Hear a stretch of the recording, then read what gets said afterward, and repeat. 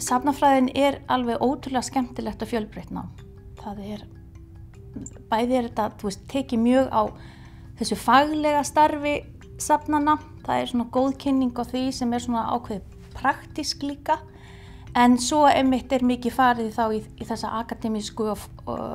akademísku fræði á bakvið, sem sagt, greinina sjálfa safnafræði. Það mikið náttúrulega litteratúr til í því. Það sem ég hef lært, eða það sem ég lærði í safnafræðinni, það hefur nýst mér mjög vel. Ég áttaði mig mest á í náminu að söfn geta verið svo mikill hreyfikraftur í því að gera samfélagið betra og heiminn betri.